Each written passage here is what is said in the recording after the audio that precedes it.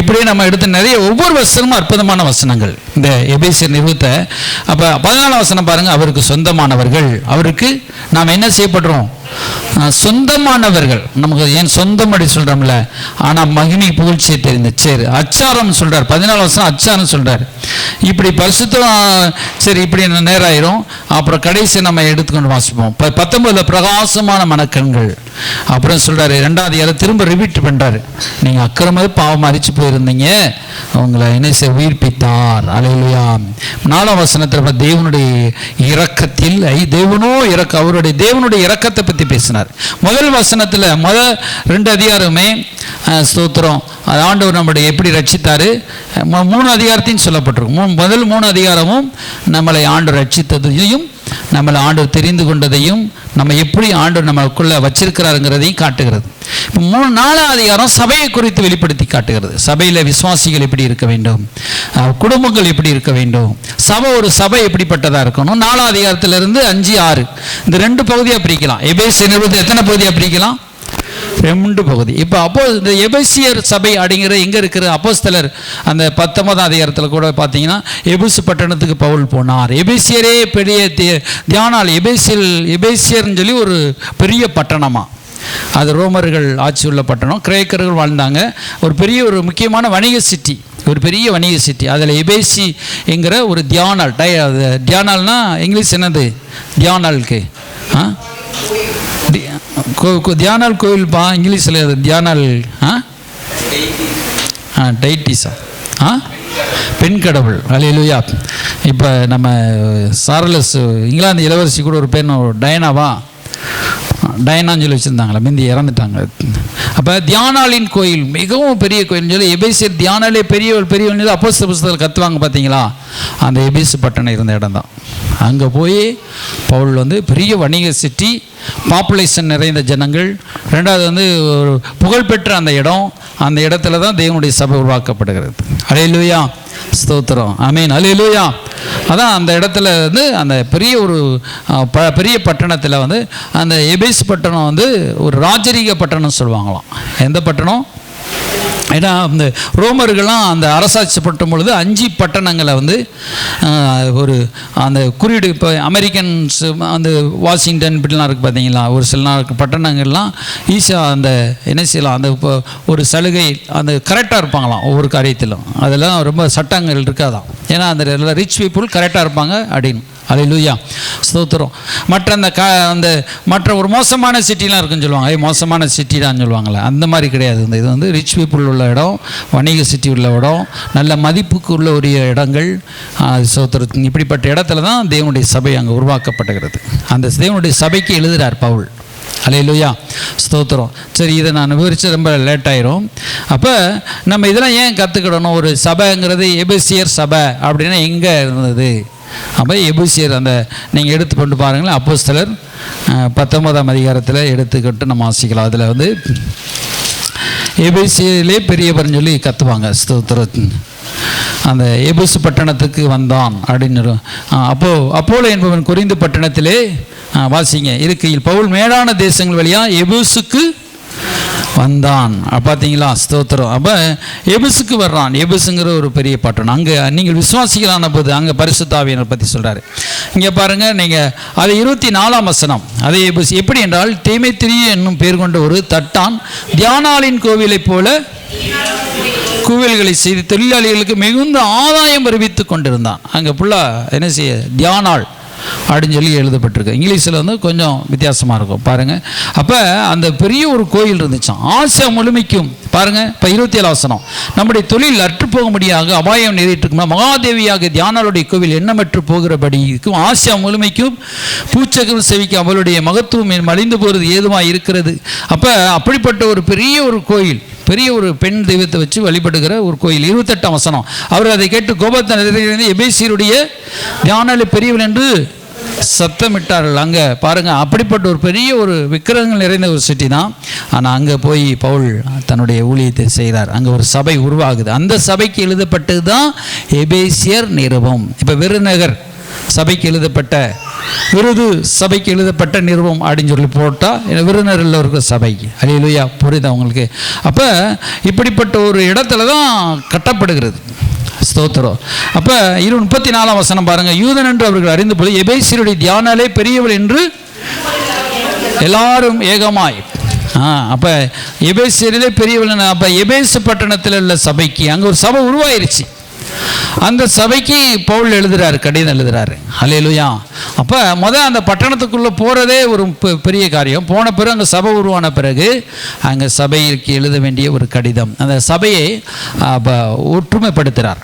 அல்லேலூயா, ஸ்தோத்திரம். பாருங்கள், அப்போ உருவகப்படுத்துகிறார். இப்போ ஒரு சுவிசேஷம், இப்போ இயேசு கிறிஸ்துனுடைய சுவிசேஷம் ஒரு எலும்பு கூடு. இப்போ இயேசு தான் உயிர். எலும்பு கூடுங்கிறது ஒரு சுவிசேஷம். ஆனால் எலும்பு கூட வச்சா நீங்கள் உயிர் வாழ்வீங்களா? உயிரும் எலும்பு கூடுமா இருந்தால் நடப்பீங்களா? முடியாது. அதை சதையினால் அமைச்சு ஒரு சீரமைக்கிறார். சீரமைச்சு ஒரு பாடியாக சரீரம் அமைக்கிறது பவுலினுடைய உபதேசங்கள். அல்லேலூயா. நமக்கு உபதேசம் வேணும். உபதேசம் இல்லைன்னா நம்ம எலும்பு கூட இருப்போம், டக்குன்னு செத்து போயிடக்கூடாது இருக்கிறது.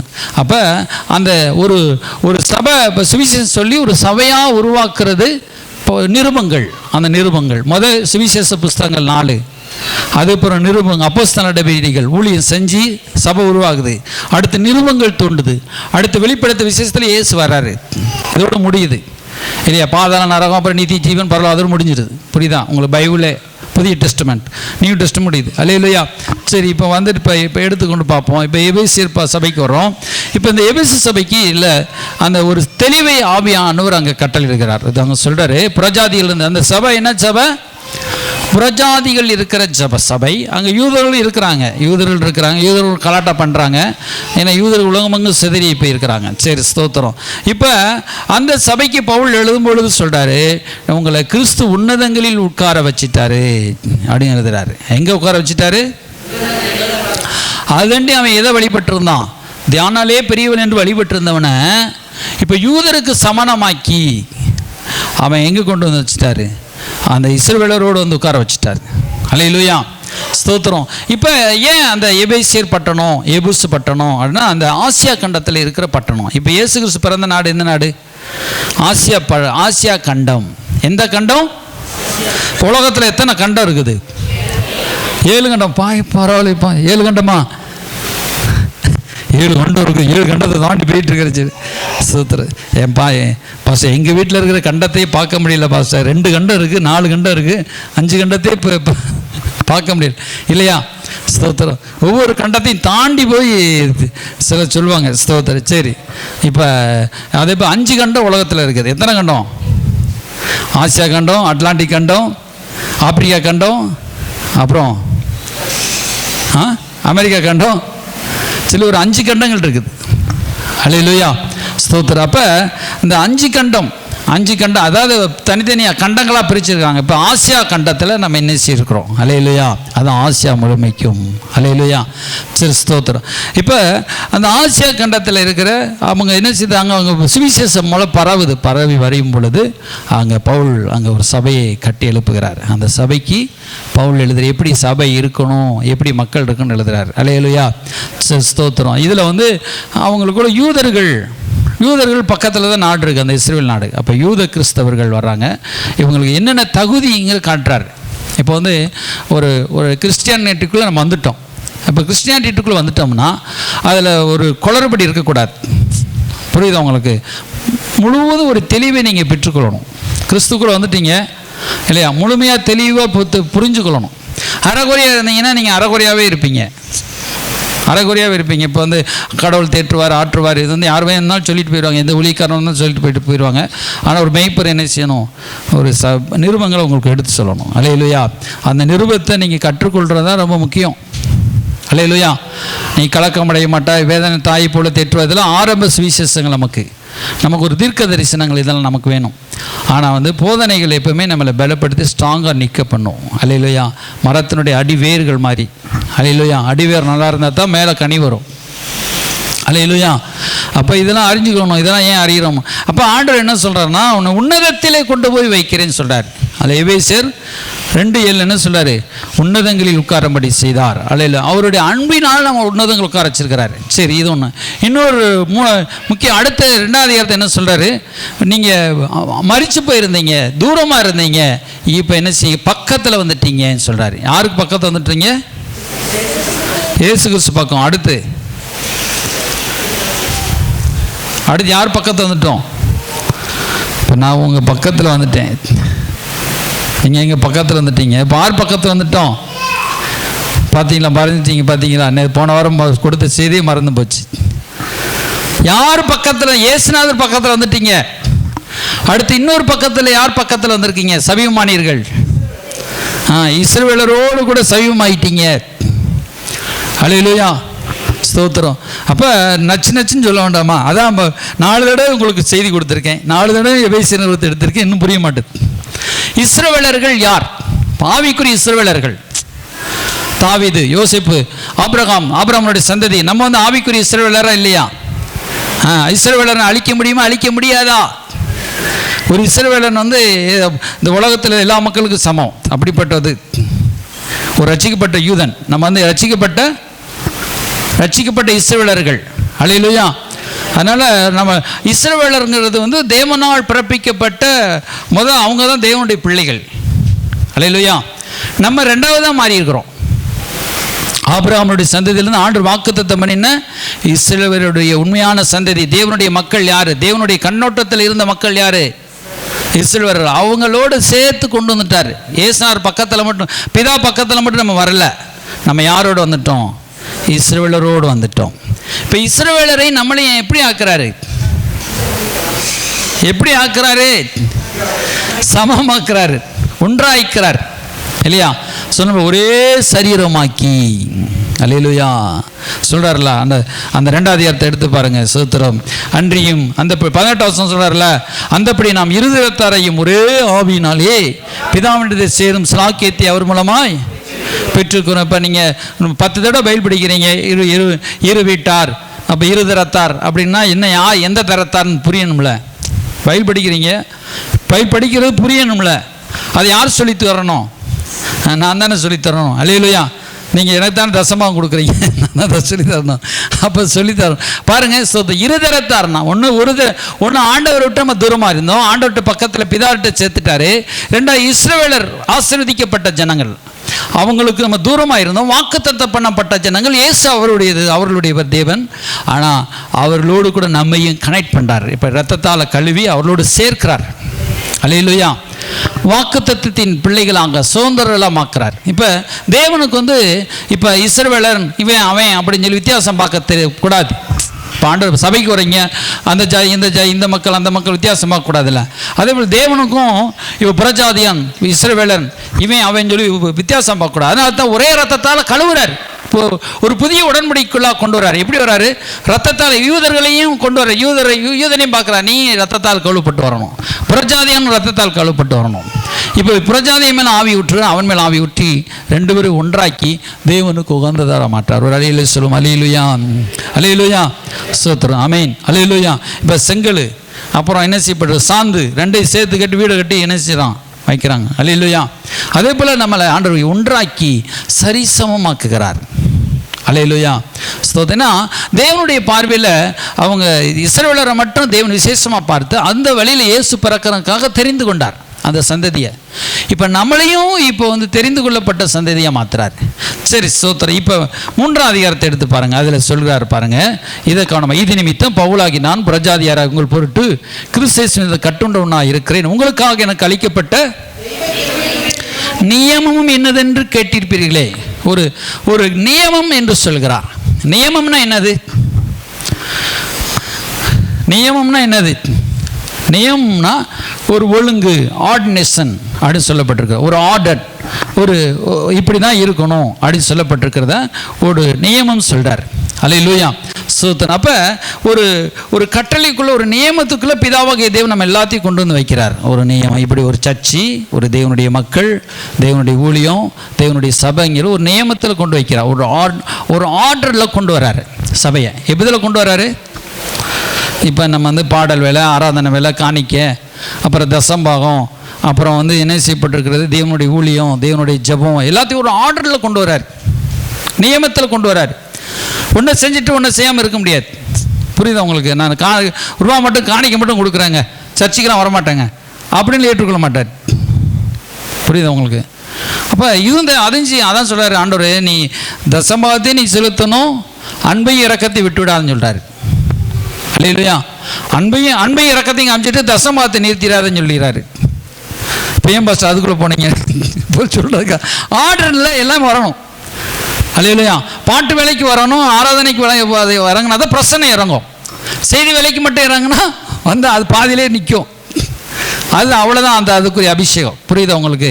அப்போ நம்ம எந்த அளவுக்கு அந்த ஆர்டரில் அப்படியே வரணும், அப்படியே முதலாவது தரும். இப்போ வண்டி கார் பார்த்தீங்கன்னா, நான் இருக்கிற இடத்துல வந்து நல்ல நீட்டாக இருக்கும். அந்த பக்கம் பார்த்தா ஒரு 4-5 சொட்டெல்லாம் இருக்குது. என்ன காரணம்னா, நான் ஆர்டர் படி என்னுடைய வீட்டுக்குள்ளே காம்பவுண்டுக்குள்ளே ஏற்றலை. எங்கள் வீட்டுக்காரம்மா ஆர்டர் ஒன்று போட்டாங்க, இந்த 2 தூணி நீங்கள் உடைக்கக்கூடாதுன்னு. அவரோட பைசா வர இல்லை, அதனால் உடைக்கலை, வேறு கேட்டு மாற்றலை. இப்போ வந்து நான் வந்து இப்படி ஆர்டர் எனக்கு தெரியாது, திரும்பும்போது முட்டிருச்சு. 2-3 தடவை அவசரத்தை ஏறும்போது அந்த பில்லரில் தட்டி 2-4-5 சொட்டையாக கிடக்குது. ஆனால் இப்போ தெரிஞ்சிருச்சு, ஒரே ஸ்பீடில் ஒரே லக்கில் என்ன செஞ்சிடும், வண்டி மேலே ஏற்றி கொண்டு வந்துடும். அது கொஞ்சம் அது கார் என்ன செய்கிறது, கொஞ்சம் அப்படி போய் அப்படி உள்ளே கொண்டு வரணும். கொண்டு வந்தால் காரு எதையும் தட்டாமல் கொண்டு வந்துடுது. சிலர் பாடையும் இப்படியா இந்த வீட்டுக்குள்ளே இப்படி கரெக்டாக கொண்டு வந்து பாட்டினீங்க அப்படின்னு நீங்கள் எல்லாத்தையும் ஓட்டிடுவீங்கன்னு சொன்னாங்க. ஒரு பாஸ்டர் சொன்னார். அல்லேலூயா, ஸ்தோத்திரம். அப்போ நம்ம இப்போ புரிஞ்சுக்கிட்டோம், இப்படி கொண்டு வரணும் காரை, இப்படி இல்லைன்னா இந்த அடி விழுகணும்னு. அல்லேலூயா. அப்போ நமக்கு வந்து அதே போல் தான் ஒரு ஆர்டரில் நம்ம போகலாம். நான் ஒரு கார் ஒழுங்கு இருக்குது, ஒரு வண்டியில் போகிறோம், ஒழுங்காக போனால் தான் ரோட்டில் என்ன செய்ய முடியும், போக முடியல, அடுத்து தட்டிடுவான். இப்போ நீங்கள் பைக்கில் போகிறீங்க, நான் இப்போ காரில் போகும்பொழுது லாரி வேகமாக வரும், பஸ்ஸில் வேகமாக வரும், கத்துனோம்னா போச்சு.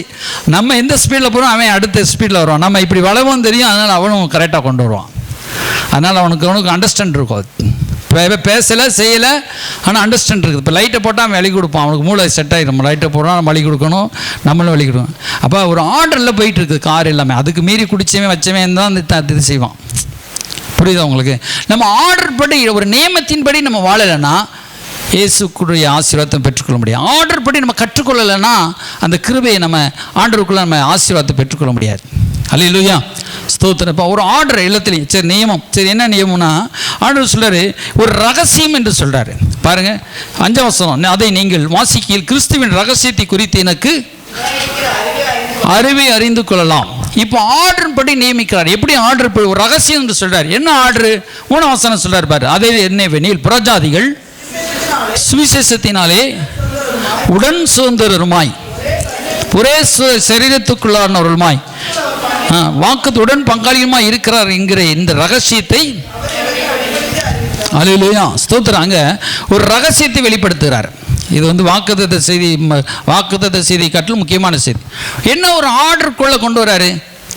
இப்போ இந்த ஜாதியெல்லாம் இங்கிட்டு வாங்க, அந்த ஜாதியெல்லாம் அங்கிட்டு போங்க, இங்கே கூடுதலாக காணிக்கை கொடுக்குறாங்க, அப்படி வாங்க இப்படி வாங்கன்னு வச்சேன்னா நீங்கள் என்ன சொல்லுவீங்க? பாஸ்டர் பாரு பயங்கரமான புலோத ஒரு பாஸ்டராக இருக்கான்னு சொல்லுவீங்களே.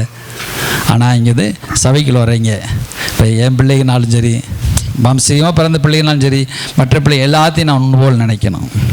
அல்லேலூயா. ஜாதி மதம் வித்தியாசம், காணிக்கை கொடுத்தவங்க கொடுக்காதவங்க எல்லாரும் ஒன்று போல், எல்லாரையும் ஒன்று போல் நான் என்ன செய்கிறேன் பார்க்குறேன்.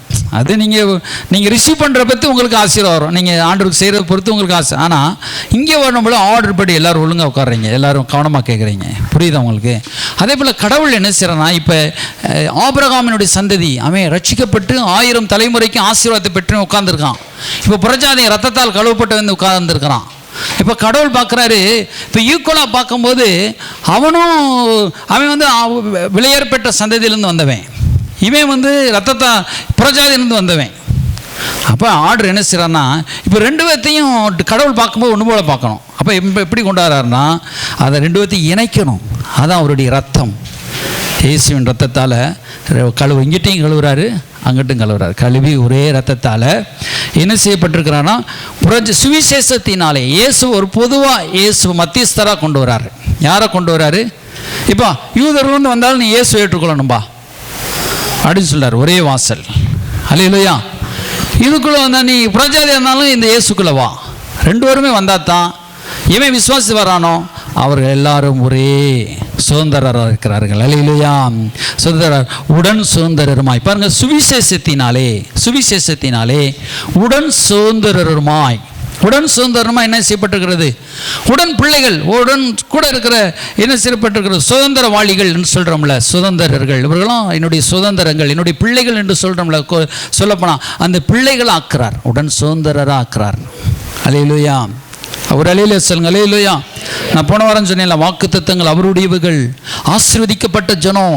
அவன் போனால் அற்புதம் நடக்கும், அவன் போனால் ஆசீர்வாதம், தொழிலில் ஆசீர்வாதம், விவசாயத்தில் ஆசீர்வாதம், எல்லாவற்றிலும் ஆசீர்வாதம். சபிக்கப்பட்ட ஜனம் போச்சுன்னா நல்லா இருக்கிற நிலம் கூட ஒன்றும் விளையாது, நிம்மதி இருக்காது, அதில் பல வியாதி வரும், பல பிரச்சனை வரும், சீக்கிரமாக அது இதாயிரும். அப்படிப்பட்ட ஜனம் சபிக்கப்பட்ட ஜனம். இப்போ ஆசீர்வதிக்கப்பட்ட ஜனத்தோடு நம்மளோட சேர்க்கிறார். புரியுது உங்களுக்கு? ஆசீர்வதிக்கப்பட்ட ஜனத்தோடு நம்மளை சேர்க்கிறார். அதாவது உடன் சுதந்திரராக்குகிறார். யூதன் என்றும் இல்லை, கிரேக்கன் என்றில்லை, ஒரு சுதந்திர போல தேவனுக்கு நம்ம பிள்ளைகளாம். இப்போ இயேசுவையே நமக்கு என்ன செய்றாரு? மூத்த அண்ணனா மாற்றி அந்த ரகசியத்தை வெளிப்படுத்துகிறார். இதை நம்ம பாஸ்டர், இது எங்களுக்கு தெரியும் பாஸ்டர் நீங்கள் சொல்லலாம், இப்போ தான் உங்களுக்கு தெரியுது, கூட்டு பற்றியில் உங்களுக்கு தெரியுது. ஆனால் இது பெரிய ரகசியமாக இங்கே எபேசியர் நிருபத்தை படித்து பாருங்கள். ஒரு பெரிய அனந்த ஞானம், தேவனுடைய ஒரு பிரம்மாண்டமான ஒரு திட்டம், ஒரு மாஸ்டர் பிளான் சொல்கிறார். இங்கிலீஷ் பைபிளில் படித்து பார்த்தேன், நான் இப்போ உட்காந்து படிக்கிறேன். மாஸ்டர் பிளான், ஒரு பெரிய பிளான் இதில் இருக்குதுன்னு சொல்கிறார். என்ன மாஸ்டர் இது? எங்களுக்கு நாளைக்கு சோறு வேணுமே, நாளைக்கு எங்களுக்கு 50 ரூபா, ஒரு நாளைக்கு ஒரு பருவம், இந்த லோனை கட்டுறதுக்கு ரூபா கொடுத்தா போதுமையாச்சு. இது அதை காட்டு இது உள்ளே இருக்குது. அல்லேலூயா. ஸ்தோத்திரம். அப்படின்னா இப்போ ஒரு தேற்றுவார் ஆற்றுவார் சொல்லணும்னு பிடிக்கணும் பாருங்கள். இது வேறு உள்ள அடி ஆழத்தில் கொண்டு போகிறார். ஒருத்தனை அசையாதபடி சுதந்திரராக்குறார். அல்லேலூயா. நாடி நரம்பு எண்ணும் அண்ணு எல்லாத்தையும் ஆண்டவர் உள்ளே கொண்டு போய் இணைக்கிறார் அதுக்குள்ளே. அல்லேலூயா. பாருங்கள், அடுத்து என்ன சொல்கிறாரு? ஒரே சரீரத்துக்குள்ளானவர்களுமாய். ஒரே சரீரம் சொல்கிறார், ஒரே பாடி. நான் சொன்னேன்ல, ஒரே பாடி. அந்த இப்படி ஒரு கிட்னி இருக்குது, கல்லீரல் இருக்குது, கணையம் இருக்குது, எல்லாம் ஒரு பாடி இருக்குல்ல. புரியுது உங்களுக்கு? ஒரு பாடி. இப்போ இதெல்லாம் உங்களுக்கு எனக்கு யாருமே சொல்லித்தரல. இது எனக்கு சொல்லித்தந்து நான் உங்களுக்கு யாருமே எனக்கு சொல்லித்தரல. இந்த சப்ஜெக்ட் யாரும் எடுத்தது கிடையாது. அதுக்காக நான் பெருமை அது நம்ம சபைக்கு உடைத்து ஊத்துறாரு இந்த தைலத்தை. அல்லேலூயா. இப்போ நான் இதெல்லாம் ஆராய்ச்சி பார்த்தேன். என்னடா உடன் சுதந்திரன்றாரு, உடன் ஒளிக்கார், இதெல்லாம் யார், எப்படிப்பட்டவங்க? புக்ஸ் ரீட் பண்ணும்போது ஆண்டவர் வெளிப்படுத்துகிறாரு. இப்போ வெளிப்பாடு எப்படி ஒரு கிடைக்குதுன்னா, நம்ம வாசித்துட்டே போவோம், புரிஞ்சுக்கிடுவோம். அந்த புரிஞ்சுக்கிட்டதை உங்களுக்கு சொல்லணும்ல. புரியுதா உங்களுக்கு? அப்போ இது இந்த சப்ஜெக்ட் எடுத்தால் இப்போ மற்றவங்களுக்கு புரியாது. இது பைபிள் ஸ்டடி போல் இருக்குது. பைபிள் ஸ்டடியில் கூட நான் கேட்டதில்லை. அதாவது எடுத்துருக்கிறாங்க, நிறைய பேர் இப்போ எடுத்துருப்பாங்க, நமக்கு தெரியாமல் இருந்துக்கலாம். பெரிய பெரிய விஞ்ஞானிகள், அறிவு, இந்த வேத வல்லுநர்கள் எடுத்துருக்கலாம். ஏன்னா மற்றவங்க இப்படிலாம் கேட்க மாட்டாங்க. நீங்கள் நல்ல பிள்ளையை கேட்குறீங்க, அது சரி, ஸ்தோத்திரம். அப்போ ஒரே சரீரத்துக்குள்ளானவர்களுமாய், கிறிஸ்துவுக்குள் உடன் சுதந்திரருமாய். அல்லேலூயா. பாருங்க, இது நமக்கு ஒன்லி நமக்கு தெரிஞ்சதாக இருந்தாலும் இது ஒரு ரகசியம் சொல்றாரு. இது பேதுருக்கு தெரியல, யோவானுக்கு தெரியல, பவுலுக்கே தெரியாம தான் இருந்துச்சு. நம்ம என்ன இது எனக்கு தெரியாதாங்க அப்படின்னு தெரியாமலே ஆதி அப்போஸ்தலருக்கு எலியாவுக்கு தெரியல, ஏசியாவுக்கு தெரியல, தானியலுக்கு கூட தெரியல. தானியலுக்கு தரிசனத்தை காக்குறாரு, ஒரு ஜாதி ஜனம் சேவிக்குது. ஏசியா தீர்க்க தரிசனம் சொல்றாரு, அநேக என் சகல ஜனங்களுக்கு என்னுடைய வீடு ஜெப வீடு எனப்படும் அப்படின்னு எழுதி வைக்கிறேன். எழுதி தான் அவங்க வைக்கிறாங்க, ஆனால் உள்ள அர்த்தம் தெரியல. புரியுது அவங்களுக்கு? சகல ஜனங்களுக்கும் ஜெப வீடு.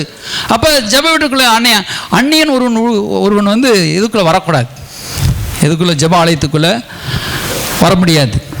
ரெண்டாவது சாலமன் கட்டின ஆலயத்துக்குள்ளே போக முடியாது. கவனம் கேட்குறீங்களா?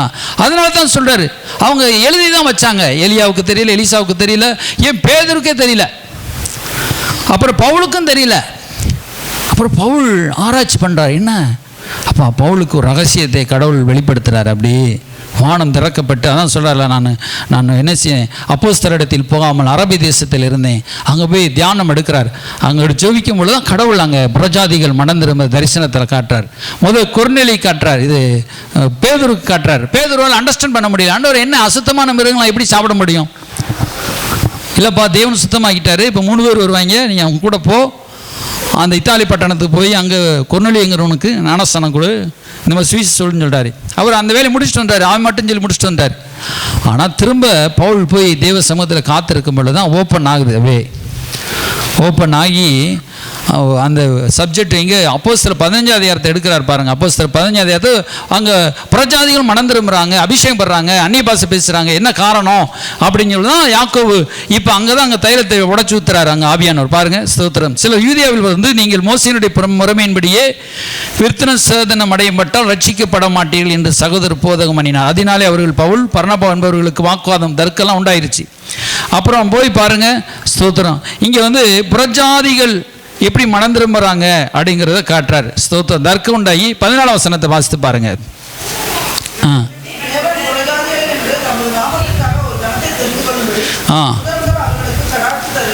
விதத்தை சிமியோன், ஏற்கனவே சிமியோன்னா பேர் விவரிச்சு சொன்னார் பாருங்க. ஸ்தோத்திரம். அப்புறம் 11 வசனத்தை பாருங்களேன். இப்போ அதுக்கு அப்படியே நாமும் நம்பி இருக்கிறோம். இங்க எப்படி நம்ம ரட்சிக்கப்படுறோம், எப்படி அப்படியே அவங்க புறஜாதி ரட்சிக்கப்படுறான். பேதுருவை பிரசங்கம் பண்ணும்போது ரட்சிக்கப்படுறான். 7 வசனம் பாருங்க. மிகுந்த தர்க்கம் உண்டான பேதுரு எழுந்து அவர்கள் நோக்கி, சகோதரி, நீங்கள் அறிந்திருக்கிற புறஜாதியார் சுவிசேஷத்தை விசுவாசிக்கும்படி தேவன் அநேக நாட்களுக்கு முன்னே விசுவாசிக்கும்படி அவர்களும் மனம் திரும்பும்படி. அப்ப அதண்டி எங்க போகாம இருந்துச்சு பாருங்க. இயேசு கிறிஸ்து பரமேறி போகிற தண்டியும் அவங்க புறஜாதி தேசத்துக்கு போக வேண்டாம் கட்டளையிட்டு இருந்தார். கவனமாக கேட்குறீங்களா? அல்லேலூயா. இது சீசர் ஆக்குறவங்களுக்கு செய்தி. அதனால் கவனம், நீங்கள் சீடனாக மாறணும். அல்லேலூயா. அப்போ சொல்கிறாரு, அந்த என்னென்னா சொல்கிறாரு, நீங்கள் வந்து இப்போ நம்ம பரமேறி போகிறதண்டியும் நீங்கள் புறஜாதி நாட்டு போகக்கூடாது. எருசலேமில் காத்திருக்கிறாங்க. அது காத்திருந்து அப்படி சுவிசேஷம் போயிட்டு இருக்குது. அப்புறம் சவுல் நாளத்து உபத்திரவர் அப்புறம் பிரிஞ்சு போகிறாங்க. சுவிசேஷம் அங்கங்கே போய் அறிவிக்கிறாங்க. பார்த்தா ரட்சிக்க போகிறாங்க எல்லாரும். அப்போ ஓடி வர்றாங்க. சிலர் வந்து போகிறாங்க. நீங்கள் இயேசு புறஜாதியை ரட்சிக்கப்பட்டாலும் அவங்களுக்குள்ள அற்புதம் நடக்குது, அவங்களுக்குள்ள ஆவி ஊற்றப்படுகிறது, அவங்களும் அந்நிய பாஷை பேசுகிறாங்க, இங்கேயும் அந்நிய பாஷை ஒரே இதாக இருக்குது. அப்போ வந்து இப்போ யூதர் வந்து ரட்சிப்படன்னு சொன்னீங்க, மோசைப்படி நீங்கள் என்ன செய்யுங்க, மோசை சட்டத்தை கீழ்ப்படிங்க கொண்டு வராங்க. அப்போ பவுல் சொல்கிறாரே, அவனை ரட்சிக்கப்படுறதே பெரிய காரியம், இதை வேறு விருத்த சேதனம் பண்ணு, மோசை கட்டளை எல்லாம் திரும்ப நியாயப்பிரமாணத்துக்கு கொண்டு வா அப்படின்னு சொல்லி கொண்டு வரையாப்பான்னு சொல்லி ஒரே ஏன்னா ஒரு பெற்றெடுத்த ஆத்மாக்கு தானே வளர்க்குறேன்னு தெரியும். புரியுதா உங்களுக்கு? இப்போ நம்ம பவுல் போய் தெருவா போய் பிரசங்கம் பண்ணி அப்படி ரட்சிப்புகள் வழிநடத்தியிருக்காரு. அவங்களுக்கு தான், அவருக்கு தான் தெரியும் கற்பவேதனை. இவன் போய் யூத ஒருத்தன் போய் வீசியாக குழச்சி போயிடுவான். இப்போ உயிரை கொடுத்து பிரசங்கம் பண்ண உங்கள் பாஸ்ட்டு தான் உங்களை பற்றி தெரியும். நீங்கள் வரீங்க உங்களை நேசித்து, யாரோ ஒரு திடீர்னு ஒரு ஊழிக்கார் வந்து அப்படிங்க இப்படிங்க கத்த உங்கள் மேலே அப்படி செய்கிறாங்க அப்படி செய்வாங்க அப்படின்னு சொன்னால் உங்களுக்கு கேட்குறது நல்லாயிருக்கும். ஆனால் உங்களுக்காக பாரப்பட்டு ஜெபிக்கிறவார் சபையின் போதகர், உங்களுக்கு ஊழியக்கார், உங்களுக்குன்னு கொடுத்து ஊழியக்கார் தான் ஜெபம் பண்ணுவார் உங்களுக்காக. இல்லை எங்கேயோ ஒரு வந்து யூத கிறிஸ்தவன் வந்து சொல்கிறான், நீ மோசையின்படி மாறு, விருத்த சேதனம் பண்ணு. அப்போ பவுல் பார்க்குறேன், நம்மளாலே இதை தாங்க முடியல, நம்மளாலே நியாயப்பிரமாணத்தை சுமக்க முடியல, இவன் திரும்ப வந்து நியாயப்பிரமாணத்தை கொண்டு வரான்னு சொல்லி திரும்ப எழுதுறார். திரும்ப எல்லாரும் அப்போஸ்தலர் எடுத்துகிட்டு போகிறாங்க. போகும்பொழுது காரியத்தை உரமாக எடுத்து சொல்கிறாங்க. அப்போ தான் ஆவியானவர் வெளிப்படுத்தி அமைக்கிறார். இல்லைப்பா, இஸ்ரவேலில் ஆவியானவர் ஊற்றப்படுறாரு, அப்புறம் புறஜாதிகள் மனம் திரும்படி செய்கிறாரு, எல்லோரும் இந்த சுவிசேஷத்தை இணைக்கப்படுறாங்க அப்படின்னு கொண்டு வராங்க. இப்போ வந்து வாயினால் சொன்னால் எப்படி தெரியும்? இப்போ இந்த வீடு பக்கத்தில் ஒரு வீடு உங்களுக்கு சொந்தம் சொல்லி வாயில் உங்கள் அப்பா சொல்லிட்டாரு. அப்போ என்ன செய்வீங்க? சிரிக்கிறீங்க. வீடு எங்களுக்கு சொந்தமா? எப்போ எதை வச்சுப்பா சொல்லுவேன், பத்திரம் இருக்காப்பா அப்படின்னு கேட்டால் தான் புரிஞ்சுது. பத்திரத்தில் உங்கள் அப்பா பேர் எழுதியிருக்கணும், உங்கள் பேர் எழுதியிருக்கணும். மகளே இந்த வீடு உனக்கு எழுதித்தரேன்னா இப்படி வாயில் சொன்னால் வீடு உங்களுக்கு சொந்தமாயிருமா? முடியாது. புரியுதா உங்களுக்கு? அப்போ எழுத்து மூலம் பவுல் அந்த நிருபத்தை வேதாகமத்தை எழுதுகிறார். இதெல்லாம் புறஜாதியர்களுக்கும் எல்லாத்தையும் ஒன்றாக்குகிறார். பத்திரம் எழுதப்படுகிறது. அல்லேலூயா. ரத்தத்தால் கழுவப்படும். இப்போ புறஜாதியிலிருந்து ரட்சிக்கப்பட்டவன் நிறைய பேர் பின்வாங்கி போயிட்டான். தெரியுமா உங்களுக்கு? புறஜாதி ரட்சிக்கப்பட்ட மோசேயினுடைய பிரமாணத்தின் நடக்கணும், அப்படி இப்படி நடக்கணும்னு சொன்னவொடனே அவன் கொஞ்சம் பேக்கில் அப்படியே போயிடறான். அப்போ அதான் பேதுரெல்லாம் சொல்கிறாங்க, புறஜாதியிலிருந்து மனம் திரும்பினவனை நாம் கலங்கடிக்கலாகாது. புரியுதா உங்களுக்கு? சொல்கிறாரா? அதே அப்போஸ்தலர் 15 அதிகாரத்திலேருந்து அது சொல்கிறார் பாருங்க. புறஜாதியிலிருந்து வாசிப்பான். எத்தனை வசனம்? எத்தனை வசனம்? 19 சொல்கிறார் பாருங்க. ஆதலால் கலங்க பண்ணலாகாது. அல்லேலூயா. சில காரியங்கள் நம்ம கலங்க பண்ணுற மாதிரி நடந்து கொள்ளக்கூடாது சபையில். அல்லேலூயா. அப்போ புறஜாதி அந்த மோசே நியாயப்பிரமாணத்தின்படி அப்படியே கலங்க பண்ணுறோம். ஏன்னா தேவன் ஒன்றாக்கிட்டார், உடன் சுதந்திரர் ஆக்கிட்டார், ஒரே சரீரம் ஆக்கிட்டார், மீட்புக்குள்ளே கொண்டு வந்துட்டார். அது ஒரு திட்டம் என்று சொல்கிறாரு. திட்டத்துக்குள்ளே கொண்டு வந்துட்டார். ஆனால் நம்ம போய் திரும்ப போய் நீ அப்படி செய் இப்படி செய் இப்படி மாற்று இப்படி மாற்று அப்படின்னு சொல்லக்கூடாதுன்னு சொல்கிறார். அல்லேலூயா. சரி, ஸ்தோத்திரம். ஒரு சில ஆர்டர் இருக்கலாம் சபையில், நீங்கள் இப்படி சபையில் பயபக்தியாக ஜெபிக்கணும், இப்படி வரக்கூடாது, அப்படி வரக்கூடாது, சில காரியங்கள் இருக்கலாம். ஆனால் சொல்கிறார், இப்படி இந்த அபிஷேகம் இந்த ஞானம் எப்போ வெளிப்படுகிறது? இவங்களாம் உட்கார்ந்து கூடி டிஸ்கஸ் பண்ணும் பொழுது இப்படி கலங்க மணல் ஆகாது, பரிசுத்த ஆவி கூட பாவம் செய்யாமல் இருக்கு, 3 காரியத்தை கொண்டு வராங்க. என்ன காரியம் பாருங்கள், 28ஆம் வசனம். எவையெனில் விக்கிரகங்களுக்கு படைத்தவைகளுக்கும் இரத்தத்திற்கும் நெருங்குண்டு செத்ததற்கும் வேசித்தனத்துக்கு விலை இருக்க வேண்டும் என்பதே அவசியமான இவைகளை இல்லாமல் பாரமான யாதொன்றையும் உங்கள் மேலே சுமத்தாமல் பரிசுத்த ஆவிக்கும் எங்களுக்கும் நலமாக கண்டதுன்னு சொல்றார். அல்லேலூயா. எப்படி சொல்றாரு? நலமா இப்படி இதை மட்டும் நம்ம வைப்போம், வேற எதுவும் வைக்க வேண்டாம் அப்படின்னு சொல்றாரு. அல்லேலூயா. அடுத்து பவுல் எழுதும் போது தான் பொல்லாங்கனை விட்டு விலங்க, தீமையாக இருக்கிற விட்டு விலங்க, இந்த பாவத்தை செய்யாதீங்க, அது செய்ய நிருபத்தில் இன்னும் ஆழமாக கொண்டு வரார் பவுல், இன்னும் விளக்கி எழுதுறார் பவுல். அல்லேலூயா. அப்போ இந்த ரகசியத்தை எப்படி உடைக்கிறார்னா இந்த அதிகாரத்தில் தான் உடைக்கிறார். உடன் சுதந்திரர்களாக, அல்லேலூயா, ஒரே சரீரத்துக்குள்ளானவர்களாக, கிறிஸ்துவுக்குள் அவர் பண்ணின வாக்குத்தத்தத்துக்கு உடன் பங்காளிகளாக இருக்கிறாள் என்கிற இந்த ரகசியத்தை வெளிப்படுத்தி அறிவித்தார். அல்லேலூயா. இப்போ ஏன் இதெல்லாம் இப்போ நம்ம கற்றுக்கொள்கிறோம்? கொஞ்சம் கவனமாக கேளுங்க. அப்போ ஒரு யூதன் தான் நான் போன வாரம் சொன்னேன்ல, அவன் யூதனானால், யூத குலமானால் நீ அவனை மேற்கொள்ள முடியாது. எஸ்தர் புஸ்தகத்தை எழுதணும்ல, மொர்தெகாய் யூத குலமானால் அவன் உன்னை மேற்கொள்வான், நீ அவனை மேற்கொள்ள முடியாம. இப்போ ஆமான் எங்கே இருக்கிறான்? ராஜஸ்தானத்தில் இருக்கிறான், ராஜாவுக்கு 2வது இடத்துல இருக்கிறான். ஆனால் மொர்தெகாய் எங்கே இருக்கிறான்? காவல் காக்கிற அறையில் இருக்கிறான், காவல் காக்கிற வெளியில் முற்றத்தில் இருக்கிறான். ஆனால் அவன் மேலே இருக்கிறான், இந்த கீழே இருக்கிற காவல் காத்துக்கிட்டு இருக்கிற மொர்தெகாய் மேற்கொள்ள முடியல. என்ன காரணம் சொல்லுங்களேன், வாயை திறந்து. யூதன், ரட்சிக்கப்பட்ட யூதன். அல்லேலூயா. அந்த ஆசீர்வாதங்கள் தான், அந்த ஆசீர்வாதம் கவனமாக இருக்கிறீங்களா? இப்பயாவது கொஞ்சம் காது கொடுத்து கேளுங்க, சிரிச்ச முகத்தோடு இருக்குங்க. அந்த ஆசீர்வாதம் வாக்கு, நீங்கள் போய் ₹1 கோடி நீங்கள் உங்கள் இடத்துல போட்டு பாருங்கள், திடீர்னு மறைஞ்சு போயிடும். அப்போ அரைக்குறைய 50 வயசு கூட 40 வயசு கூட தானம் சில இறந்து போயிடறாங்க. தெரியுமா உங்களுக்கு? ஒரு வீட்டிலலாம் 40 வயசு தாண்டக்குள்ள சில இறந்து போயிடறாங்க, சாபம். 50 வயசு தாண்டக்குள்ள இறந்து போயிடுவாங்க, சாபம். இங்கே இருக்கிற நம்மளே உயிரோடு இருக்கிறது இயேசு கிறிஸ்து கொடுத்த ஜீவனால் வாழ்கிறோம். அது என்னது? ஆசீர்வாதம். நீங்கள் சும்மா வாக்குத்தத்தம்னா என்ன நினைக்கிறீங்க? வாக்குத்தத்தை குறித்து பிரசங்கம்னா ஆசீர்வாதத்தை குறித்து பிரசங்கம் பண்ணுறான்னு நினைக்கிறீங்க? நீங்கள் உயிரோடு இருக்கிற வாக்குத்தத்தத்தில் உயிரோடு இருக்கிறீங்க. அந்த வாக்குத்தத்தத்தை பெற்ற சந்ததி தான் யூத சந்ததி. அந்த சந்ததியோட நம்மளோட கனெக்ட் பண்ணுறாரு. புரியுதா உங்களுக்கு? இதெல்லாம் தெரியணுமா? இது தெரிஞ்சு சொல்கிறாரு, முழுக்க முழுக்க வாக்குத்தத்தத்தால் நிரப்பப்பட்டவன், ஆசீர்வாதத்தால் நிரப்பப்பட்டவன். ஆனால் அவனை அழிக்கவே முடியாது. மொர்தெகாய் சும்மா ஒரு காவல்காரர் தான் இருந்தான். ஆனால் பெரிய ராஜவஸ்திரம். அவன் ஆமான் அழிக்க நினச்சான். அவனுக்கு 50 அடி உயரத்தில் கட்டினான், தூக்குமடை கட்டினான். புரியுதா? ராஜாவினிடத்தில் போய் பேசினான். மொர்தெகாய் மட்டும் அவனுக்கு எப்படி கண்டது? இந்த மொர்தெகாய் போய் அவனை போய் மெனக்கெடு தூக்கி போடவா? அவனை மட்டும் தூக்கி போடக்கூடாது, அவன் சந்ததியே தூக்கி போடணும். கவனமாக கேட்குறீங்களா? கவனமாக கேட்குறீங்க? அவன் சந்ததி என்னது? 5 கோடி பேர் இருந்தாலும் 5 கோடி ரூபா அவன் இனத்தையே அழிக்க நினைச்சான். இவன் ஒருத்தனை போய் அழிக்குவான். ஆனால் ஆண்டவர் சொன்னார், வேதம் என்ன எழுது? அவன் ஒருத்தனை நீ தொட முடியாதுடா. அல்லேலூயா. அவன் ஒருத்தனை நீ தொட முடியாது. அல்லேலூயா. ஓ இனம் தான் அழியும். அல்லேலூயா. ஆண்டவர் சொன்னார், இந்த கல்லின் மேல் மோதுகிறவன் நொறுங்கி போவான். அப்போ ஆண்டவர் இவன் நினச்சான், இந்த அற்பமான இந்த மொர்தெகாயை நினச்சான். அவன் ஆண்டவர்னு சொன்னார், நீ அவனை கூட அழிக்க முடியாதுடா, அவன் இனத்தையே எல்லாத்தையும் அழிச்சு போட்டுருவான். அல்லேலூயா. அப்போ வாக்குத்தத்தம் எப்படி கிரியை செய்து பார்த்தீங்களா? மரமண்டலம் இருக்காதீங்க, கொஞ்சம் புரிஞ்சுக்கோங்க வசனத்தை. வாக்குத்தத்தம் காவல்காரனை கூட பெரிய ராஜஸ்தானத்தில் 2வது இருக்கிறவன் அழிக்க முடியல. ஏன்னா அவனுக்குள்ள இருக்கிறது என்ன? மொர்தெகாய்ங்கிறது ஒரு ஆள் கிடையாது. அவனுக்குள்ள இருக்கிற அபிஷேகம், அவனுக்குள்ள இருக்கிற வாக்குத்தத்தம். தாவீதுங்கிறது ஒரு சின்ன பையன்தான். அவன் போய் வீழ்த்தல, வாக்குத்தத்தம் வீழ்த்துச்சு. ஒரு அல்லேலூயா. ஏன்னா தாவீது மேல என்ன இருக்குது? கர்த்தருடைய வாக்குத்தத்தம், அபிஷேகம். உங்க தலை மேல என்ன இருக்குது? வாக்குத்தத்தம், அபிஷேகம், வாக்குத்தத்தம். இது என்னுடைய சந்ததி. அல்லேலூயா. இப்போ கலைஞருடைய சந்ததி போகுது, என்ன செய்யும் போகுதுன்னு நினச்சிக்குவோம். மந்திரியுடைய மையம் பண்ண என்ன செய்யும்? மந்திரி கொடுக்குற பாதுகாப்பு அவனுக்கு கொடுக்கணும். புரியுதா? ராஜா போனால், இளவரசர் போனால் அங்கே மதிப்பு உண்டு.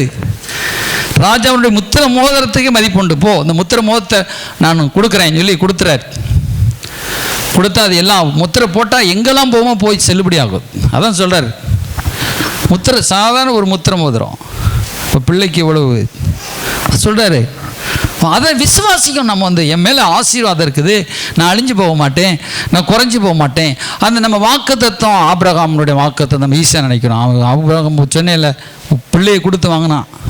வாக்குத்தத்தம் அந்த காலத்தில் அந்த மாயஜாலத்துலலாம் பார்த்துருப்பாங்க. பிள்ளையை அதை வெட்டுன்னு அதான் சாமி என்ன செய்யும், அந்த பூதம் என்ன செய்யும், வரத்தை கொடுக்கும். ஆனால் அந்த கதை கிடையாது. இவர் அன்பு நாள் ஆபிரகாம் எப்படி நேசிக்கிறாங்க பார்த்தார். எல்லாத்தையும் விட்டுட்டு என்னை தேடி வா.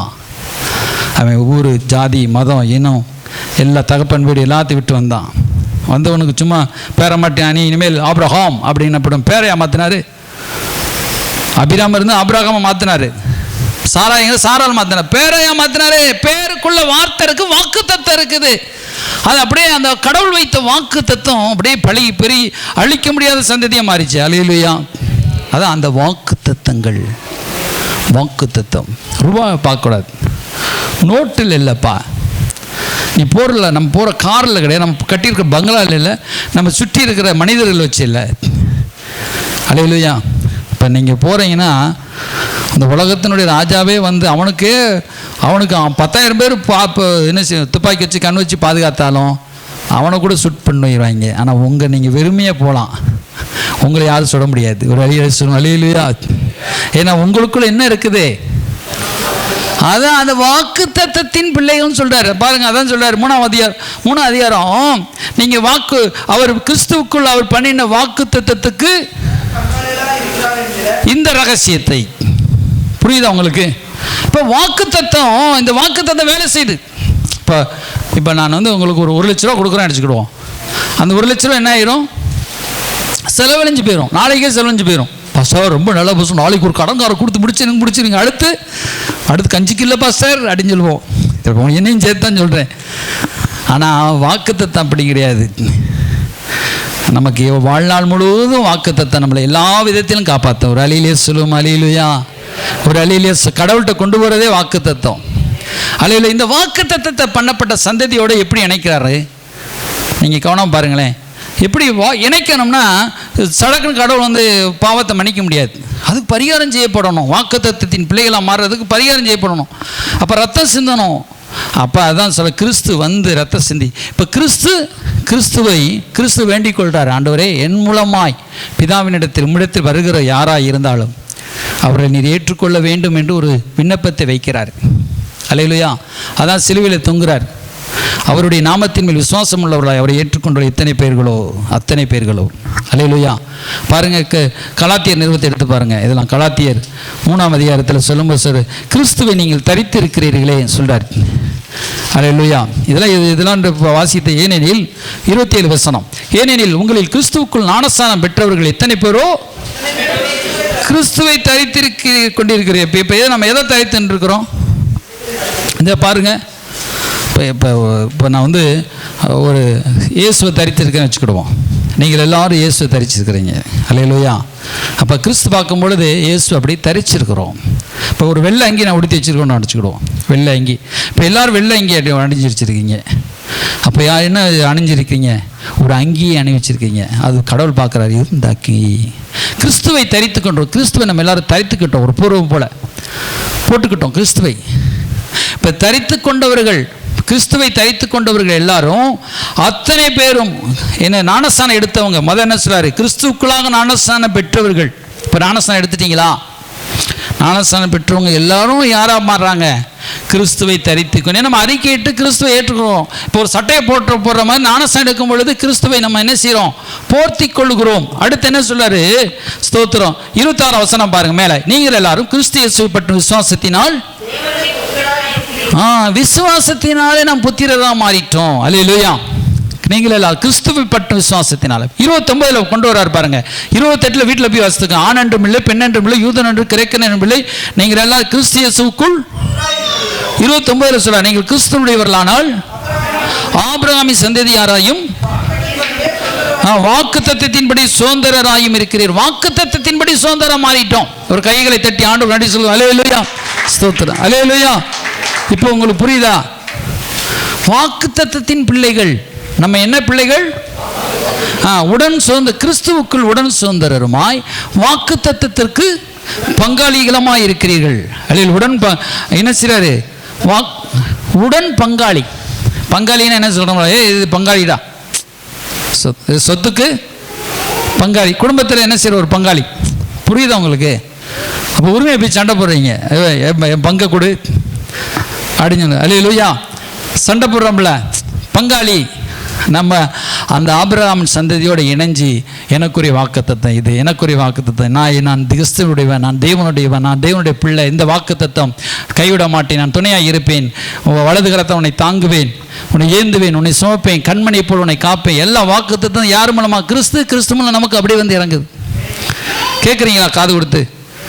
அது பக்கா கிறிஸ்து மூலமாக வாக்குத்தத்தம் நமக்குள்ள அப்படியே இறங்குது. அல்லேலூயா. வாக்குத்தத்தம் பண்ணப்பட்ட சந்ததி. அல்லேலூயா. அப்போ நம்ம ஆண்டவர் ஒரு பெஸ்டான ஒரு ஹானர்ஃபுல் சந்ததியை மாத்துறார். அல்லேலூயா. அப்போ நீங்கள் அப்படி என்னன்னா, கிறிஸ்துவினால் வாக்குத்தத்தம் பண்ணப்பட்டவன், வாக்குத்தத்தம் பண்ணப்பட்டவள். அல்லேலூயா. அப்போ நீங்கள் ஒரு யுவர் ஹானர்ஃபுல் மேன் அப்படின்னு சொல்கிறான். இப்போ நல்ல ஒரு நல்ல ஒரு வஸ்திரம் தரித்து ஹானராக இருக்கிறீங்க. ஒரு சாக்கடையில் போய் உட்காருவீங்களா?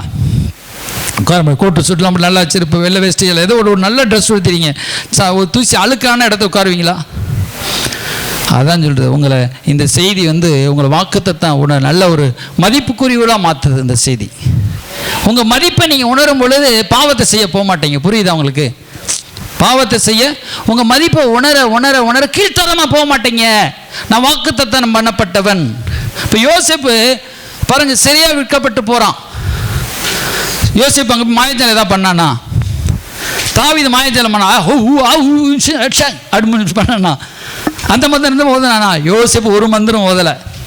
அவன் முன் நிற்கிறான். யோசேப்பு அடிமை, தலை கூட சீவலை, அப்படியே நிற்கிறான். அங்கே போத்திப்பார் விலை கொடுத்து வாங்குறான். கண்களில் கிருபை கிடைக்குது. வேலை செய்கிறான், அப்படியே கிருபை விலகு வெளிப்படுது, அப்படியே ஆசீர்வாதம் வெளிப்படுது. செய்கிறதே ஒரு ஜீவன் வெளிப்படுது. என்னவோ மகிமை இருக்குதே. பேசுனா ஒரு மகிமை, ஏதோ ஒரு வார்த்தை தொடுது. ஆனால் அவனுக்குள்ள நொந்து போயிருக்கிறான். நம்மளை இப்படி வித்து போயிட்டாங்களே, அனைந்து மீனாம் சேர்ந்து கொலை பண்ண பார்த்தாங்களே. ஆனால் கிருபை எப்படி வேலை ஆக்குது? வாக்குத்தத்தம் உள்ள இருக்கு. யோசேப்புக்குள்ள என்ன இருக்குது? போனால் அங்கே போத்திப்பா, அங்கே டக்குன்னு பெரிய ஆள் ஆக்கிட்டாரு ஆண்டவர்.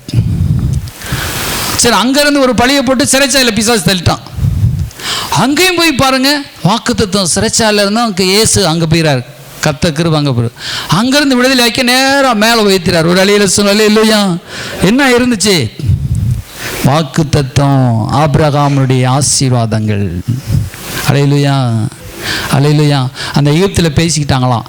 என்னென்னா, முந்தி ஒரு நாள் ஆபிரகாம்ங்கிறவர் நம்ம ஊருக்கு வந்தார். பார்த்தேன், எகிப்து தேசத்தில் வந்து அவர் பஞ்சத்துக்கு வந்தார். நம்ம ராஜாவிட்ட இருக்கிற பொருளெல்லாம் கொள்ளையடிச்சிட்டு போயிட்டார். அவன் வம்சம்டாவே அதான்டா மேலே போயிட்டான். அவன் வந்து இஸ்ரவேலரன்டா. அவன் யார்? எபிரியன்டா. அவனை ஒன்றும் டச் பண்ணிடாத. புரியுதா உங்களுக்கு? எபிரியன், அவனை டச் பண்ணிடாத அப்படி பேசிக்கொள்வாங்களாம். நமக்கு தான் மதிப்பு தெரியும். நீங்கள் ரோட்டில் போய் பாருங்கள், அவன் ஏசுக்கு சொம் பண்ணுறான், அவனை தொற்றாத, பேசாத, அவனை பற்றி பேசாத. ஆண்டவர் உங்களுக்கு குறித்து ஒரு பயத்தை அந்த ஜாதிகளுக்கு கொண்டு பண்ணுவார். இஸ்ரவேலர்கள் வரும்பொழுதே எல்லா ஜாதியும் திகில் அடைஞ்சிச்சான். ஐயோ, அவங்க செங்கடலும் பிளந்து வழி திறந்தது. எகிப்தில் 10 மாதையாம் எகிப்து ராஜாவே நிற்க முடியல அந்த சந்ததி கிட்ட. எப்போ அப்படி பயமும் திகிலும் ஆண்டவர் அங்கங்கே அனுப்பிட்டார். புரியுதா? ஏன்? வாக்குத்தத்தம் உள்ள இருக்கு. யோசேப்பு அடிமையாக போகிறான், வாக்குத்தத்தை நினைக்கிறான், அப்படியே உயர்த்தப்பட்டுறான். அல்லையில் கையில் ஒன்றுமே இல்லை, காசு இல்லை, ஒன்றுமே இல்லை, பொருள் இல்லை. கர்த்தருடைய அபிஷேகம் இருக்குது. வாக்குத்தத்தத்தை நினைவுகிறான். என் தேவன், ஆபிரகாமின் தேவன், நீங்கள் தேவன். அல்லேலூயா. என்னை உயர்த்துவார், இந்த சிறைச்சாலையிலிருந்து கொண்டு வருவார். சிறையில் விற்கப்பட்டா என்னை கொண்டு வருவார். கொடுத்த தரிசனங்கள் என் தலைமையில் இருக்கிறது. வாக்குத்தத்தம் என் தலைமையில் இருக்குது. வாக்குத்தத்தத்தின் பங்காளி. அதை நீங்கள் நினைவு கூறணும். எதை நினைவு கூறணும்? ஐயோ நான் அது கையில் ஒன்றுமே இல்லை பாஸ்டர், பார் பாஸ்டர் பையிலையும் ஒன்றுமே இல்லை பார், அப்படி கடன் இப்போ உள்ள பிரச்சனை நினைக்காதீங்க. அல்லேலூயா. ஆனால் ஆண்டவர் நம்மளை பெரிய ஒரு ஆசீர்வாதத்தை பார்க்குறார். அல்லேலூயா. நம்ம மேலே வாக்குத்தத்த மகிமை இருக்கிறது, பிரச்சனை இருக்குது. அல்லேலூயா. அதான் சொல்றாரு, அந்த வாக்குத்தத்தத்துக்கெல்லாம் உடன் பங்காளிகளாக மாத்துறாரு, அந்த ரகசியத்தை வெளிப்படுத்துகிறாராம். அல்லேலூயா. இஸ்ரவேலனும் பிரஜாதியனும் ஒன்றாக்கி ஒரே சரீரமாக்கி ஒரே சரீரமாக்கி ஒரே ஆவியை பொழிந்து பாருங்க. அதான் பவுல் எழுதுறாரு அந்த எபேசிய நிருபத்தில், ஒரே விசுவாசம் ஒரே ஞானஸ்நானம். 4ஆம் அதிகாரத்தை சொல்லி போன பாரு, ஒரே கர்த்தரும் ஒரே விசுவாசம் ஒரே ஞானஸ்நானம் ஒரே தேவன் ஒரே பிதா எல்லாருக்கும் இல்லாம ஆவி எல்லாத்தையும் ஒன்று போல ஆக்கி ஒன்றாக்குறாருங்க. அல்லேலூயா. இப்படிப்பட்ட காரியத்தை செய்றார். அதை எனக்கு அவர் என்ன செய்றாரு? வெளிப்படுத்தினார். பாருங்க, அந்த ரகசியத்தை அவர் எனக்கு வெளிப்படுத்தி அறிவித்தார். அல்லேலூயா. என்ன செய்றாரு? இது ஓப்பன் பண்றார். அல்லேலூயா. இந்த குளோரியை கர்த்தர் என்ன செய்றாரு? இப்போ உங்கள் வீட்டில் நறுமணம் தைல வச்சுருக்கீங்கன்னு நினச்சிடுவோம். 1000 ரூபாய்க்கு செண்டு வாங்கிட்டு வந்துடுறீங்க. 1000 ரூபாய்க்கு செண்டு வாங்கிட்டு வந்து வீட்டில் வச்சா நறுமணம் வீசுமா? பாஸ்டர் இது எனக்கு தெரியும், இது எனக்கு நீங்கள் சொல்லிக் கொடுக்க வேண்டியதில்லை அப்படின்னா நீங்கள் என்ன சீல் பண்ணப்பட்ட என்னது சென்ட்டு தான் நீங்கள் வச்சிருக்கிறது.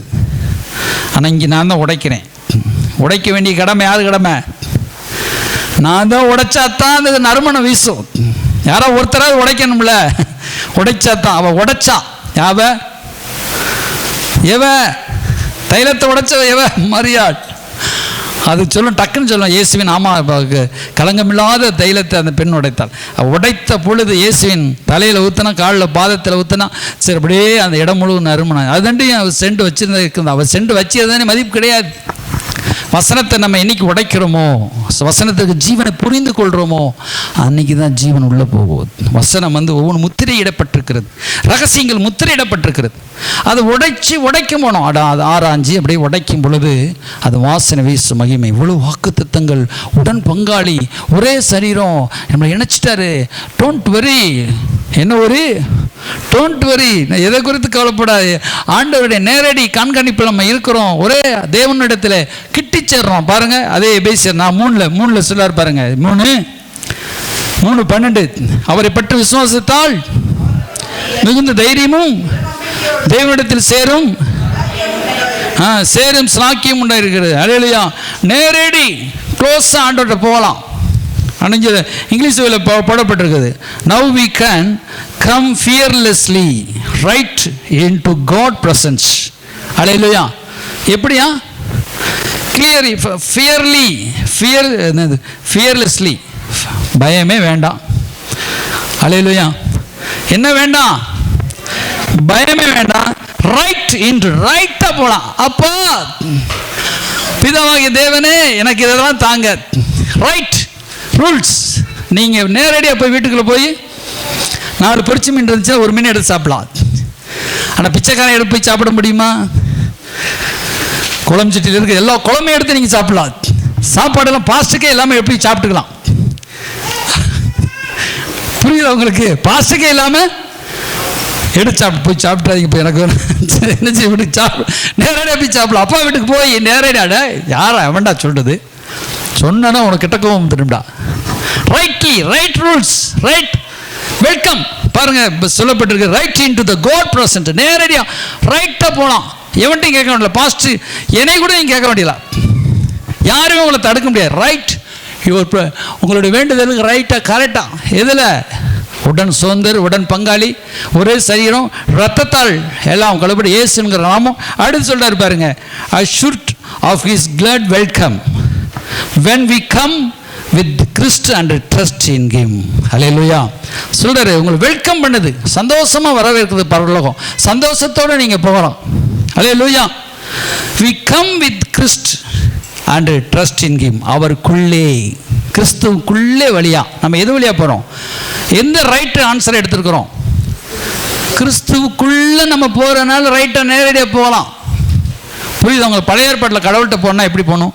ஒரு ஆடை கொண்டு வரணும். 12,000 ரூபா ஆடை நீங்கள் கொண்டு வரணும். அப்பா சாமி நீங்கள் சொல்லுங்க, 12 ரூபா நம்ம போடுறதுக்கே எப்படி பண்ணுறது? ஒவ்வொருத்தரும் ஒவ்வொரு ஆடு கொண்டு வரணும். கடவுள்கிட்ட போன யூதர்களுக்கே அப்படி. ஆனால் நம்ம அப்படி இல்லை. ரைட் ஆன்சர் கிறிஸ்துக்குள்ள டாக்டர்னு போயிட்டே இருக்க உடனே ஏசு அப்படின்னா பறந்து போய் நம்மளுடைய ஜெபங்கள்லாம். அவர் இன்னும் ஒரு ரகசியத்தை சொல்லார், கிறிஸ்து உங்களுக்குள்ளே மகிமை நம்பிக்கையா. கொலோசியர் 1:12 1:19 சொல்லார் உங்களுக்குள்ளே. அல்லேலூயா. 1:27 சொல்லார் உங்களுக்குள்ளே நம்பிக்கை ரகசியமாய் உள்ளே வாசம் பண்ணுகிறார். அல்லேலூயா. சரி, கொலோசியர் 1:27 வாசித்து பாருங்க. சரி வேண்டாம் மாறி நம்பிக்கையா இருப்பதே உங்கள் ரகசியம் சொல்றாரு. அல்லேலூயா. இப்போ அடுத்து பாருங்க 10ஆம் வசனம் பாருங்க. உன்னதங்களில் துரைத்தனங்களுக்கும் எபேசியர் 3:10 உன்னதங்களில் இருக்கிற துரைத்தனங்க அதிகாரங்களுக்கும் அவருடைய அனந்த ஞான சபையின் மூலமா இப்பொழுது. இதெல்லாம் தேவனுடைய அனந்த ஞானம். முடிக்கிறேன், கவனமாக கேளுங்க. தேவனுடைய அனந்த ஞானம். அல்லேலூயா. அப்போ அந்த தேவனுடைய அனந்த ஞானம் ஆண்டவர் சொல்கிறாரு. அவர்தான் ஒரு அண்ட் ஹீஸ் ரீசன் சொல்லிட்டு சொல்கிறாரு. இது பெரிய ஒரு காரியம்னு சொல்கிறார். அல்லேலூயா. இந்த பெர்ஃபெக்ட்லி விஸ் ஹீஸ் பாருங்க லைக்னு சொல்கிறார். அப்போ ஒரு பெரிய அனந்த ஞானம், என்லெஸ் லவ் மாதிரி ஒரு பெரிய ஒரு தெய்வீக ஞானத்தை அங்கே வச்சிருக்கிறார். அல்லேலூயா. ஸ்தோத்திரம். அப்போ நம்ம இந்த தெய்வீக அந்த அனந்த ஞானம் சபை மூலமாய், இதெல்லாம் சபையில் வச்சு தான் இதெல்லாம் பேசணும்னு ஆண்டவர் தீர்மானித்து வச்சுருக்காராம். சபை மூலமாக தான் நமக்கு தெரியும். அதான் சபை விட்டு போகாதுன்னு சொல்கிறார் ஆண்டவர். சபை மூலமாக தான் வருவேன்னு சொல்கிறார். அதான் யாராக இருந்தாலும் பெரிய பெரிய ஊழியக்காரனாலும் அம்மையா சர்ச்சில் போய் சேரில் உட்காந்து வார்த்தை அந்த பாஸ்ட் 10 படிச்சிருந்தாலும் 5 படிச்சிருந்தாலும் வார்த்தை கேட்கணும். அங்கே கருத்தை தோன்றி வெளிப்படுத்தி பேசுவார். அல்லேலூயா. ஒரு பெரிய ஊழியக்காரர் லட்சங்களுக்கு பிரசங்கம் பண்ணுற ஊழியக்காரங்க கூட சபையில் ஒரு சின்ன சபையில் போய் உட்காந்துருக்காங்க. அந்த சின்ன சபையாக தான் இருக்கும் இல்லையா. பெரிய பெரிய இப்போ 4 மாடி போனீங்கன்னா அங்கே பெரிய பெரிய ஊழியக்காரலாம் அங்கே ஒரு சின்ன சபையில் தான் உட்காந்துருப்பார். அல்லேலூயா. எல்லாரும் போய் சின்ன சபையில் உட்காந்துருக்காங்க. அன்றைக்கி போதகர் வந்து என்ன செய்யணும், உள்ளத்தில் ஆவியானவர் இறங்கி பேசுவார். அதை கவனமாக்குங்க. சில வார்த்தைகள் கேட்கப்படும். சுவிசேஷ கூடத்துக்கு போகிறோம், நம்ம என்ன பேச முடியும்? எதாவது போய் சுவிசேஷ கூடத்துக்கு பிரசங்கம் பண்ண முடியுமா? அந்த அனந்த ஞானம் அங்கே ரட்சிப்பு தான். வியாதி கூனி சுகமானால் குரன் அங்கே போய் தான் பிரசங்கம் பண்ண முடியும். ஆனால் சபையில் நமக்கு கொடுக்கப்பட்டிருக்கிற நமக்கு கொடுக்கப்பட்ட வாக்கு தத்தங்கள், நம்முடைய ஜீவன், ஆண்டவருடைய ரகசியங்கள் அந்த இடத்துல வரும் பொழுது கர்த்தர் பேசுவார். அல்லேலூயா. இப்போ நீங்களே இங்கே வந்து பேசும் பொழுதும் கர்த்தர் பேசுவார். அல்லேலூயா. அப்போ இந்த அனந்த ஞானம், அனந்த திட்டம், மாஸ்டர் பிளான், நம்ம ரட்சிக்கப்படுறதெல்லாம் சும்மா வந்து அப்படியே தோணு கிடையாது. ஒரு கடவுளுடைய மாஸ்டர் பிளான்லாம் இருக்குதான் அந்த பைபிள் நம்ம படிக்க. ஆனால் தேவன் சரீரமாக சபைக்கு வர தலையாக்கி இயேசுக்குள்ளே எல்லாமே. அதான் நம்ம அடுத்த வாரத்தில் தியானிப்போம். எல்லாம் கண்களை மூடி எல்லாம் ஜெபம். ஆண்டவரே, எங்களுடைய ஆனந்த ஞானத்தை மூலமாக சபை மூலமாய் தெரியப்படி எங்களை ரட்சித்திருக்கிறீரப்பா. ஆண்டவரே, நாங்கள் வாக்கு தத்தத்தின் பிள்ளைகளாக இருக்கிறோம், உடன் சுதந்திரர்களாக இருக்கிறோம். ஆமென். அல்லேலூயா. ஒரே சரீரமாக இருக்கிறோம் இயேசுக்குள்ளே. எங்களை எல்லாத்தையும் ஒரே சரீரமாக்கி நாங்கள் மன தைரியம் அடைஞ்சு இயேசு பிதாவினிடத்தில் சேரும் ஸ்லாக்கியத்தை பெற்றுக்கிறோம். இயேசு கிறிஸ்துக்கு மூலமாக ரைட்டாக போகலாம், ஆண்டோட நம்பிக்கையோடு போகலாம். தமிழ் அழகாக சொல்லப்பட்டிருக்கு, நமக்கு தைரியமும் திட நம்பிக்கையோடு தேவனிடத்தில் சேரும் ஸ்லாக்கியம். இது பெரிய ஒரு பாக்கியம். அல்லேலூயா. நம்ம தேவனிடத்தில் ஈஸியாக எளிதாய் உரிமையோட ரைட் ஆன்சரோடு கூட நம்ம போகிறதுக்கு நமக்கு தேவன் இப்படிப்பட்ட வாசலை திறந்து கொடுத்தாங்க. எல்லா கண்களையும் மூடி ஆண்டவரே, உங்கள் வாக்கு தத்துவம் யோசேப்பு மேலே இருந்து தாவீது மேலே, அவங்களாம் பிள்ளைகள் அப்பா, முர்தகாய் மேலே இருந்ததுனால வெள்ளை இங்கி விடுத்தினவனாய் தலையில் அல்லேலூயா வெண்கிரீடம் அல்லேலூயா வைத்தவனா அல்லேலூயா. ஸ்தோத்திரம் ஸ்தோத்திரம் ஸ்தோத்திரம். அவன் ராஜாவுக்கு அடுத்த ஸ்தானத்தில் இருந்தான். முர்தகாய் பெரிய மனிதனாக அங்கே விளங்கப்பட்டான். ஆண்டவர் நம்ம உங்கள் ஒவ்வொருவரையும் பெரிய மனிதராக பார்க்குறார். அல்லேலூயா. ஆண்டவர் ஒவ்வொரு யோசேப்பு போல பார்க்க, தாவீதை போல பார்க்குறார். நீங்கள் ஆசீர்வதிக்கப்பட்டவர்கள், நீங்கள் சபிக்கப்பட்டவர்கள் அல்ல. உங்கள்கிட்ட இருக்கிற சாமெல்லாம் முறிஞ்சு போயிடுச்சு, உங்கள்கிட்ட இருக்கிற வறுமை பிரச்சனையெல்லாம் நீங்கிருச்சு. நீங்கள் ஆண்டவரை இன்னும் அவருடைய கீழ்ப்படிதலுக்குள்ள வர வர வர அந்த ஆசீர்வாதம் ஜீவன் வெளிப்படும். நீங்கள் அதை நம்பணும். நான் ஆசீர்வதிக்கப்பட்டவன், நான் ஜீவன் பெற்றவன், நான் எனக்குள்ள நம்பிக்கிறது. அல்லேலூயா. நான் தோற்று போக மாட்டேன், அழிஞ்சு போக மாட்டேன், வெக்கப்பட்டு போக மாட்டேன், கைவிடப்பட்டு போக மாட்டேன், பரதேசி கிடையாது. நான் ஆண்டவரால் முன்குறிக்கப்பட்டவன். ரபா ஷண்டா ரபா. நான் முன்குறிக்கப்பட்டவள். சொல்லுங்க, முன்குறிக்கப்பட்டவள். அல்லேலூயா. நான் ஆண்டவர் என்னை ஹானர் பண்ணியிருக்கிறார். ஆண்டவர் என்னை ரத்தத்தால் முத்திரிச்சிருக்காரு. ஆண்டவர் பரிசுத்த ஆவியினால் என்னை முத்திரிச்சிருக்கிறாரு. அல்லேலூயா. நான் அவருடைய பிள்ளை, நான் அவருடைய வாக்குத்தத்தத்துக்கு சொந்தம், அவருக்கு நான் சொந்தம். என்னை யாரும் தொட முடியாது. எல்லாம் சொல்லுங்களேன், நான் அவருக்கு சொந்தம், நான் அவருடைய அல்லேலூயா கிரீடமா இருக்கிறேன், அவருக்கு புகழ்ச்சியா இருக்கிறேன். அவர் என்னை மீட்பதற்காக உயிரே கொடுத்தாரு. அவர் பெரிய ஞானம், அவருடைய அன்பு, அளவில்லாத அன்பு என்னை தொற்றுகிறது. அளவில்லாத அன்பை நான் ருசி பார்க்கிறேன். அவருடைய அளவில்லாத அன்பு இப்படி என்னை உயர்த்திட்டாரு, அது இப்படி என்னை வச்சிருக்காரு, என்னை இப்படி என்னை பார்க்கிறார், ஒரே சரீரமா பார்க்கிறாரு, வித்தியாசம் இல்லாம பார்க்கிறாரு. நான் நேற்று தான் ரட்சிக்கப்பட்டு வந்தால் இன்றைக்கு அவருடைய பார்வையிலே விலையேற பெற்றவன். அவருடைய சபையிலே பரிசுத்தவான்களோடு கூட நீதிமான்களோடு கூட என்னை சேர்த்துட்டாரு. அல்லேலூயா. நான் ஆகையால் பின்வாங்கி போக மாட்டேன், கீழ்த்தரமான பாவத்துக்கு போக மாட்டேன். நான் மேன்மை உள்ளவன், நான் மேன்மையானதை நினைப்பேன். நான் கொஞ்சம் பேரா இருந்தால் நாம் மேன்மை உள்ளவர்கள், நாம் ஆசீர்வதிக்கப்பட்டவர்கள், ரட்சிக்கப்பட்டவர்கள், தேவனுடைய அன்பால் ஈர்க்கப்பட்டவர்கள். நம்ம மேல பரலோகம் எப்பவுமே ஒரு கண்காணிப்பு வச்சுக்கிட்டே இருக்குது. நீங்க படிச்சிருக்கீங்களோ படிக்கலையோ, பணக்காரனோ ஏழையோ, அல்ல அழகா இருக்கீங்களோ அழகு இல்லாம இருக்கீங்களோ, அவங்க மேல பரலோகம் அவங்க மேல கண்ணு வச்சுட்டே இருக்குது. அல்லேலூயா. தேவசேனை அவங்க மேல அல்ல கண்ணு வச்சுட்டே இருக்குது. நீங்க போகும்போது வரும்போது எல்லா இடத்திலும் நீங்கள் ஆசீர்வதிக்கப்பட்டவங்க என்ற முத்திரை இருக்குது. நீங்க அடி பாதாளத்துக்கு போனாலும் மேல வந்துருவீங்க. அல்லேலூயா, அல்லேலூயா. நீங்க தற்கொலைக்கு எண்ணமே உங்க சிந்தையில வரக்கூடாது. தற்கொலை எண்ணமே உங்க சிந்தையில வரக்கூடாது.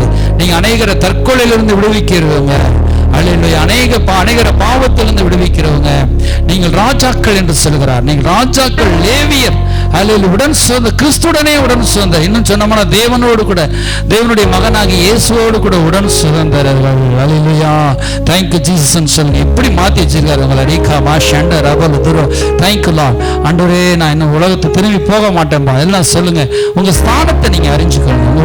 உங்க மேல இருக்கிற வாக்குத்தத்தத்தை நீங்க அறிஞ்சுக்கொள்ளுங்க. உங்க மேல இருக்கிற அழைப்பை நீங்க புரிஞ்சு கொள்ளுங்க. ஆண்டவர் உங்களை மேன்மையா பார்க்கிறாரு. உங்களை நீங்களே கீழ்த்தரமா பார்க்காதீங்க. பொருளாதார ஒருவேளை கஷ்டமா இருக்கலாம், ஆனால் ஆண்டவர் ஒரு நாள் உங்களை கைவிட மாட்டார். பொருளாதாரத்தில் விட மாட்டாரு, உயர்த்தி வைப்பார். ரபா ஷண்ட ரகா பாலா தரா காமனா ஷண்ட ரபா ரா ரா ரா ஓ ரபா பாபா. மனுஷர் முன்பதாக நீங்க ஒரு சின்னத்தை வேலை செஞ்சிட்டு இருக்கலாம், ஆனா அந்த மனுஷர் உள்ளத்துல உங்களை மேன்மையாக நினைக்க வைக்கிறவர் கர்த்தர். அல்லேலூயா. உங்க மேல வாக்குத்தத்தம் இருக்குது.